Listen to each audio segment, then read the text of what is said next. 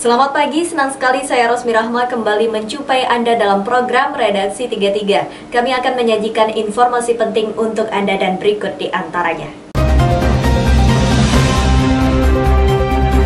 Hari-hari belakangan tren penurunan kasus COVID-19 terlihat angka-angkanya semakin menggembirakan.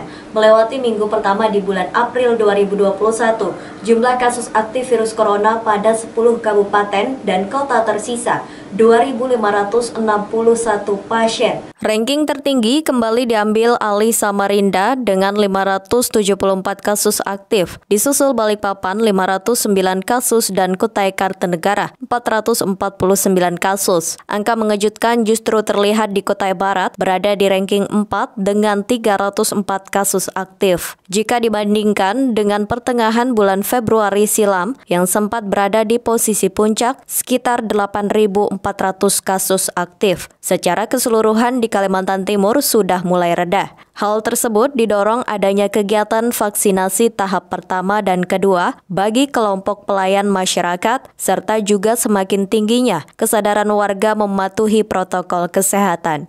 Di kota Samarinda, meski sudah mereda, namun kasus kematian justru cukup memprihatinkan. Bahkan, ada sepasang suami istri yang meninggal dunia hampir bersamaan setelah keduanya dirawat di rumah sakit. Menurut Kabid Kedaruratan BNPB Kota Samarinda Irfan, saat ini timnya di Satgas Penanganan COVID-19 Samarinda sudah memakamkan 517 orang dengan protokol kesehatan di pemakaman khusus Serayu Tanah Merah Samarinda Utara. Terjadi lagi penambahan laporan jumlah angka kematian sebanyak 4 orang.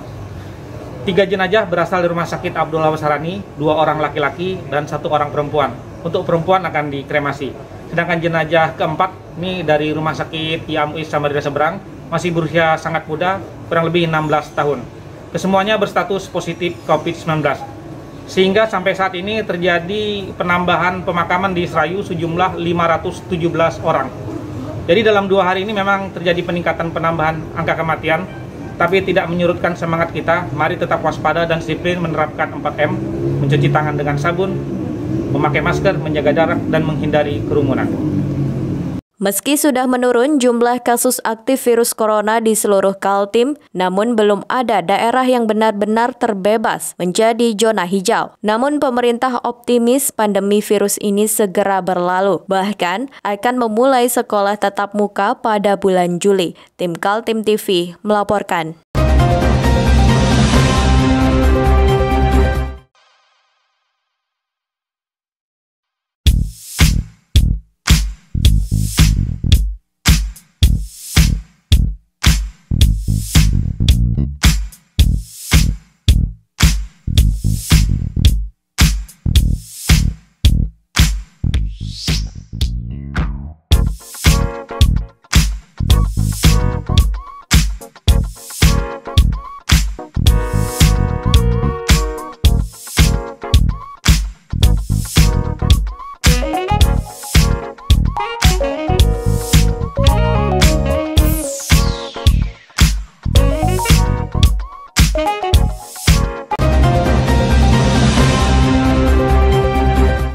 Aksi unjuk rasa masyarakat Desa Jembayan Dalam dan Jembayan Tengah, Kecamatan Lokulu, Kabupaten Kutai Kartanegara direspon serius anggota DPRD.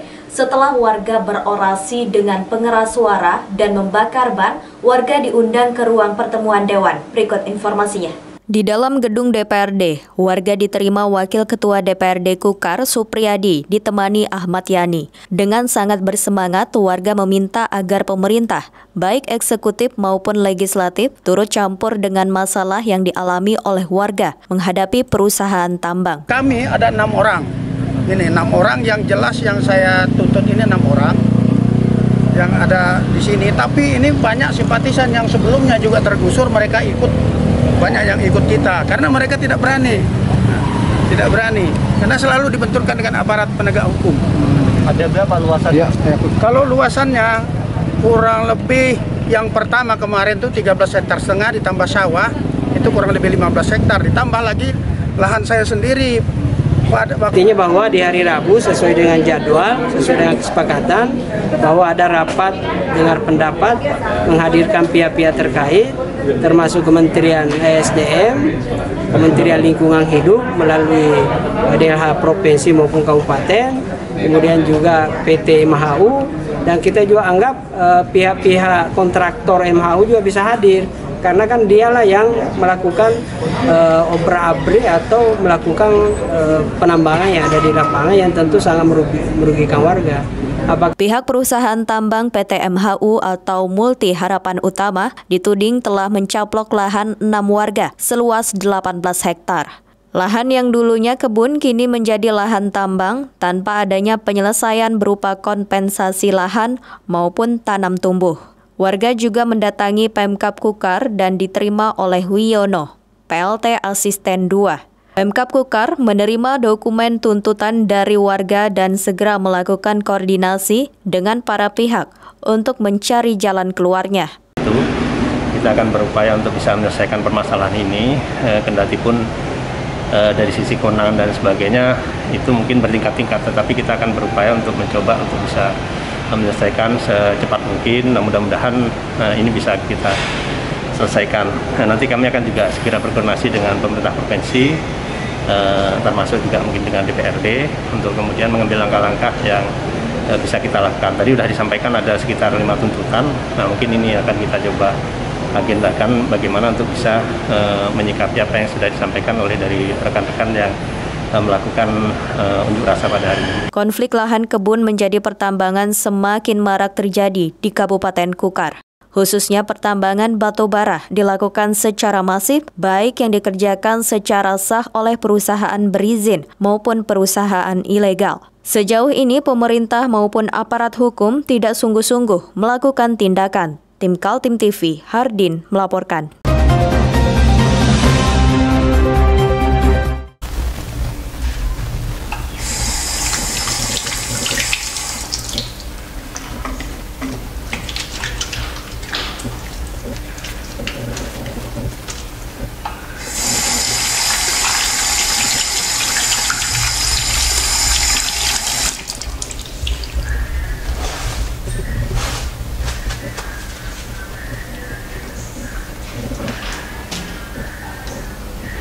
Meskipun di rumah saja, kita tetap selalu menjaga kesehatan, cuci tangan, menggunakan hand sanitizer.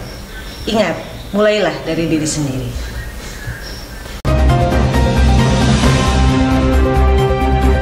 Langkah tegas dilakukan Perusahaan Umum Daerah atau Perumda Tirta Kencana Samarinda. Perusahaan plat merah yang akrab disebut PDAM itu kini bergerak melakukan tindakan terhadap para konsumen nakal, seperti pencuri sambungan air dan penunggak pembayaran PDAM. Sejak bulan Maret 2021 lalu, Perumda Tirta Kencana mengerahkan tim kuasa hukum untuk mengejar konsumen air bersih yang nakal. Konsumen yang menunggak pembayaran selama 25 bulan bahkan lebih sudah pasti langsung diputus sambungan airnya. Gebrakan jajaran PDAM mulai menunjukkan hasil, sebab selama operasi itu berlangsung, pemasukan dari konsumen nakal langsung bertambah antara 500 juta sampai 1 miliar rupiah. Banyak di antara konsumen langsung menyelesaikan tunggakannya setelah disidak langsung ke lapangan.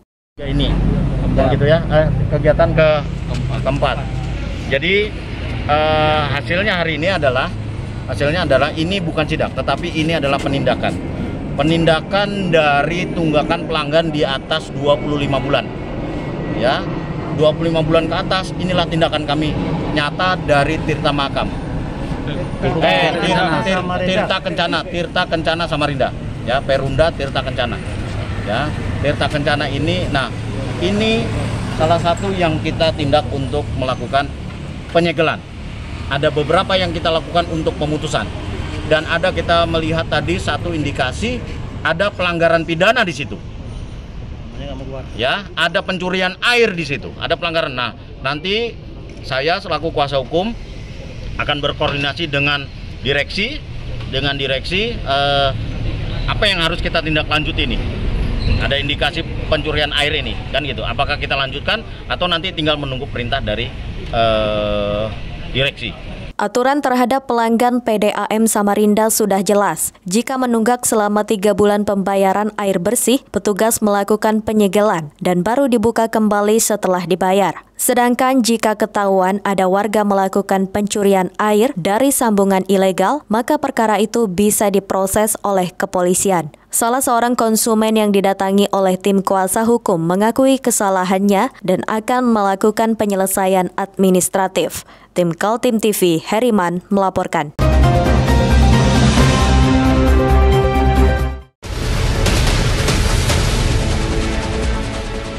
Mari kita memerangi virus corona dengan mematuhi imbauan pemerintah.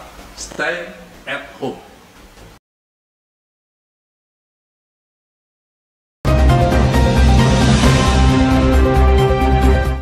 Kita beralih ke informasi selanjutnya. Bulan April 2021 menandai separuh perjalanan masa jabatan Isra Nur dan Hadi Mulyadi sebagai Gubernur dan Wakil Gubernur Kaltim periode 2018-2023.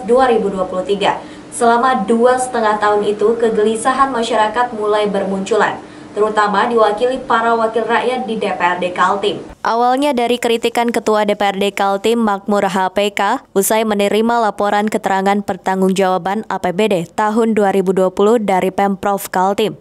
Makmur dengan tegas mengatakan dari sisi pembangunan infrastruktur tidak ada kemajuan.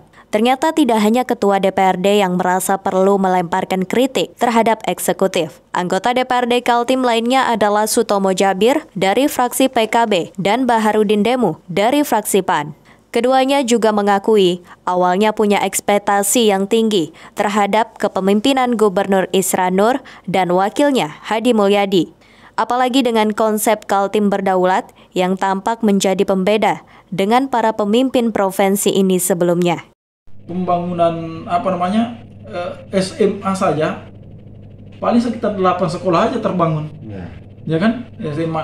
Kemudian saya lihat perguruan tinggi nggak ada sama sekali. Jumlah kabupaten aja 10 yang dibangun itu cuma 8. Udah 10. Gitu. Nah itulah. Sementara jumlah anak didik kita ini kan makin hari makin bertambah.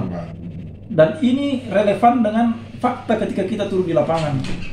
Saya misalnya di beberapa tempat, katakanlah tadi saya bilang di Malabangka Senior itu kan, desa Senior itu salah satu desa tertua yang ada di Kutim itu. Sampai ada Hotel Bumi Senior kan. Bahkan di Kaltim Senior itu sangat memprihatinkan sekolahnya. Ada saya foto-foto itu.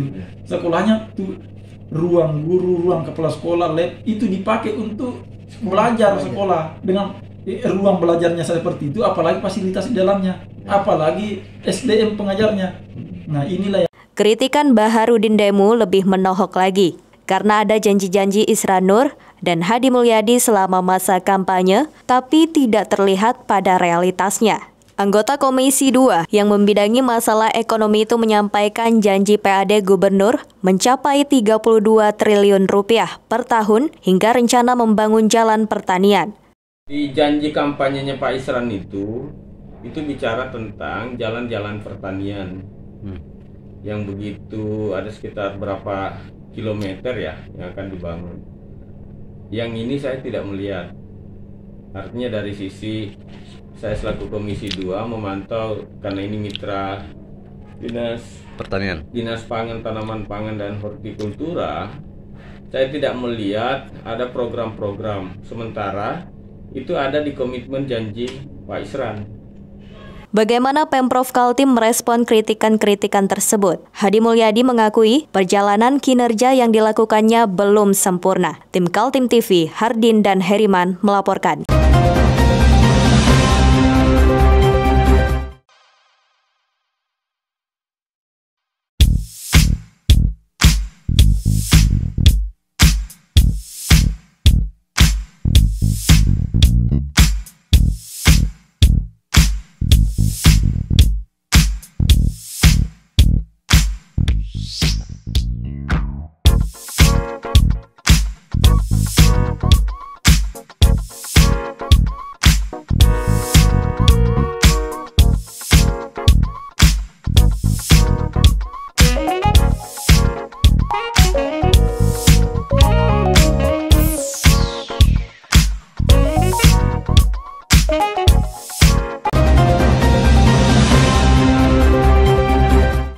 tanah longsor di Desa Manunggal Jaya L2 Tenggarong Seberang, Kutai Kartanegara dibawa ke rapat dengar pendapat kalangan legislator di Kabupaten Kutai Kartanegara. Seluruh stakeholder dipanggil termasuk warga yang kebunnya tertimbun oleh longsoran. Rapat dengar pendapat antara anggota DPRD Kukar dengan perusahaan tambang PT Bukit Baiduri Energi dan kontraktornya PT Mitra Abadi Mahakam berlangsung di gedung DPRD Kukar, Jalan Walter Monginsi di Timbau, Tenggarong. Hadirnya juga unsur pemerintah diantaranya dari Dinas Energi Sumber Daya Mineral Provinsi Kaltim. Anggota DPRD Kutai Kartanegara menanyakan apakah perusahaan tambang yang beroperasi di Tenggarong Seberang itu punya izin resmi. Sebab belakangan mencuat kabar banyak perusahaan tambang batubara yang tidak mengantongi izin resmi namun beroperasi menambang. BPE resmi, mudah-mudahan dua-duanya resmi. Tunjukkan sekarang buktinya. Bapak juga dari provinsi nyatakan bahwa mereka resmi, kemudian tindak kalau ada kesalahannya. Begitu caranya. Kenapa ini saatnya, Pak? Kalau ini lolos, ya, kalau ini tidak jelas, maka sampai kapanpun kita tidak akan pernah bisa memperlihatkan kehadiran negara ke daerah-daerah dalam persoalan. Menyangkut izin dan legalitas perusahaan, dijawab oleh Azwar Busra, Kepala Bidang Minerba Dinas ESDM Kaltim. Menurutnya, PT Bukit Baiduri Energi merupakan perusahaan yang sah dan punya izin menambang di kawasan tersebut. Kan tadi kita udah mendengar semua ya, jadi ada beberapa pendapat ya. Yang pertama tadi pendapatnya kalau dari pihak perusahaan memang secara kondisi pada saat itu memang ada iklim di mana ada hujan yang sangat deras pada saat sebelum terjadi ini. Tapi ini kan bukan saat terjadi itu aja, mungkin jauh sebelumnya itu kan penambangan dilaksanakan. Nah, mungkin tadi dari masyarakat udah beberapa kali dicoba. Tapi pada dasarnya dari sisi administrasi ya, ini PT Bukit Baiduri ini udah mempunyai dokumen rencana kerja anggaran di tahun 2021. Nah, di mana dalam rencana kerja itu termasuk wilayah yang ada dekat situ itu dilakukan penambangan. Terus kemudian di situ juga telah dilakukan kajian-kajian terhadap kajian tentang kestabilan daripada lereng. Menyangkut korban longsoran tanah di lokasi tambang, Haji Tasrif mengakui lahannya tertimpa tanah longsoran. Kini pihaknya sedang melakukan perundingan dengan pihak perusahaan untuk mencari solusi terbaik agar pihaknya tidak dirugikan. Larinya ke uang dah ini, tapi saya memaklumi semuanya itu. Nah, ini pun juga tidak di luar dugaan kita kan begitu. Tim Kaltim TV, Hardin melaporkan.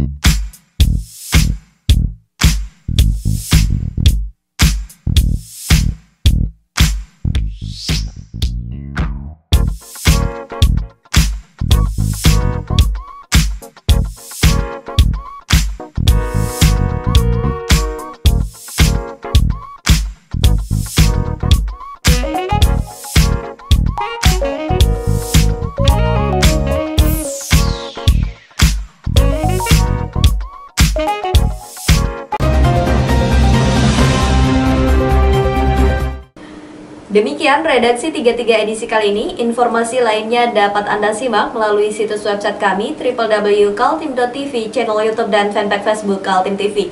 Jangan lupa untuk selalu patuhi protokol kesehatan. Saya Rosmi Rahma bersama kerabat kerja yang bertugas pamit undur diri. Selamat pagi, selamat beraktivitas dan sampai jumpa.